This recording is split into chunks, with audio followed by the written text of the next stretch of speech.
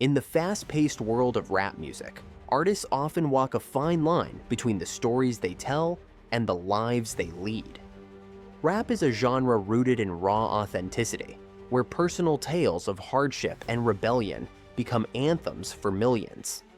But sometimes, the reality behind the persona crosses into a realm that invites more than just public scrutiny. It catches the attention of law enforcement. From chart-topping icons to underground sensations, these rappers were swept up in dramatic arrests by none other than the FBI. Today, we explore 5 jaw-dropping incidents where fame and crime collided, leading to arrests that rocked the rap industry and their fan bases alike. Imagine going from sold-out concerts to hearing the cold clink of handcuffs, all while fans and cameras document every moment.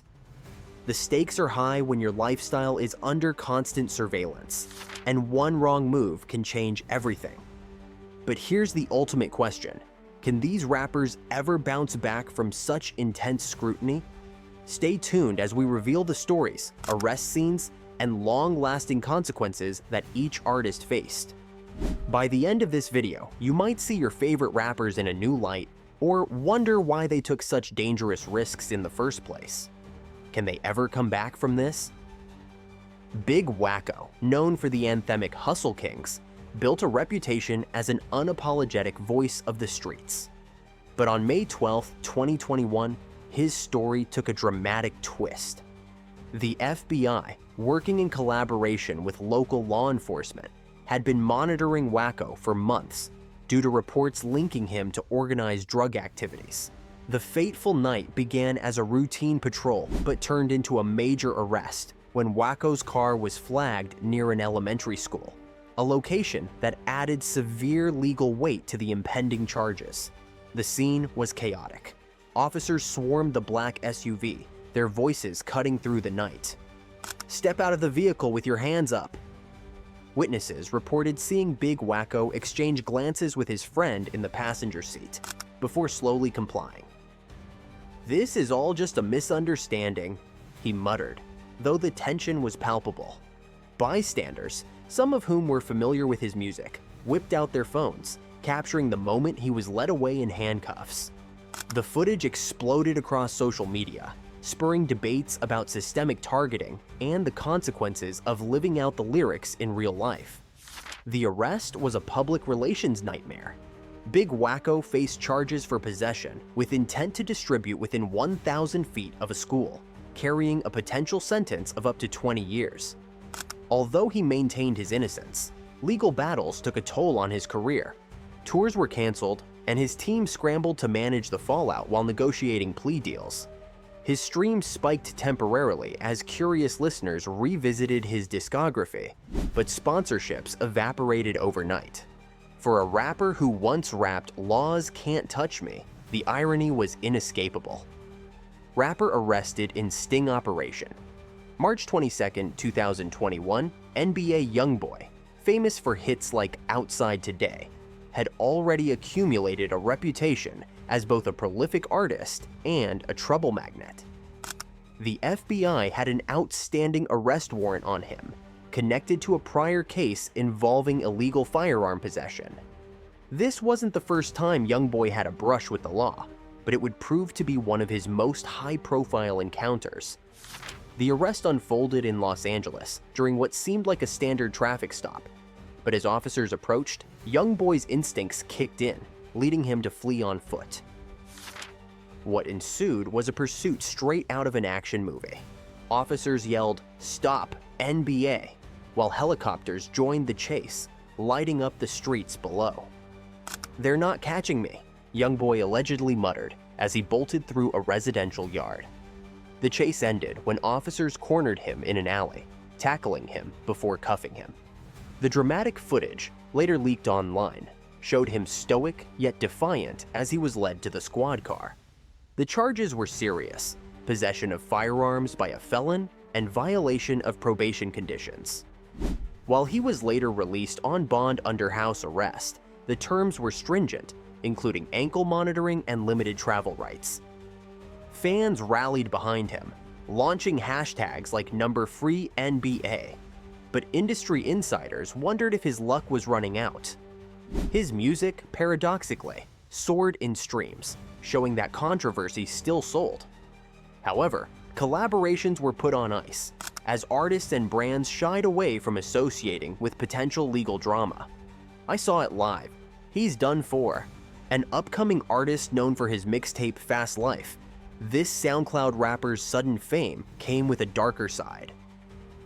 On April 14, 2022, he was driving a flashy sports car when an officer attempted to pull him over for a minor traffic violation. Instead of stopping, the rapper hit the gas, triggering a chase that would end with him making headlines. But not for his music.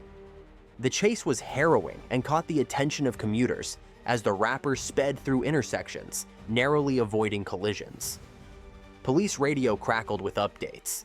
Suspect heading northbound at 100 miles per hour. Inside the car, he gripped the wheel, muttering, "Not today, not like this." It ended when he lost control and clipped a fire hydrant, sending a geyser of water into the air. Officers surrounded the vehicle, weapons drawn. "Step out now," they ordered. Dazed and desperate, he was dragged out and pinned to the ground, his shocked expression captured by a bystander's phone. That clip made rounds on social media, immortalizing the moment.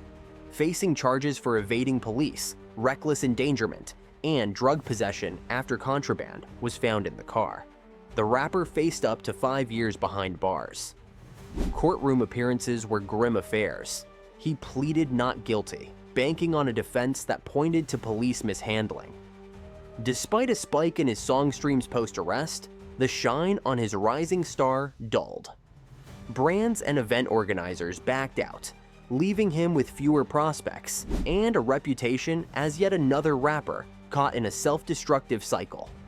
Kodak Black, the line between fame and infamy, was a thin one. Known for tracks like Tunnel Vision and a series of legal issues, his latest arrest on January 18, 2022, involved a traffic stop gone wrong. During what was supposed to be a routine check, officers noticed an unusual bulge in a bag on the passenger seat, prompting a search. As blue and red lights bathed the street, Kodak, with visible frustration, shouted, "This isn't what it looks like!" Officers found several ounces of marijuana and a large amount of cash. Kodak's mother, who had arrived at the scene after getting a frantic call from a friend, pleaded with officers, saying, "He's changed, he's not that person anymore." The scene played out like a high-stakes drama, with bystanders filming and commenting live on social media. His expression as he was handcuffed, a mix of resignation and anger, was shared widely, becoming a meme within hours. The charges of possession with intent to distribute added to Kodak's long list of legal troubles. The arrest delayed his latest album release and disrupted planned collaborations. Although Kodak managed to secure a release on bail, his reputation was once again under fire. The industry's reaction was mixed. While some defended him, others warned that his repeated offenses risked turning him into a cautionary tale rather than an icon. The public's reaction was also divided, with some claiming systemic targeting and others arguing personal accountability. Racketeering, conspiracy to commit murder.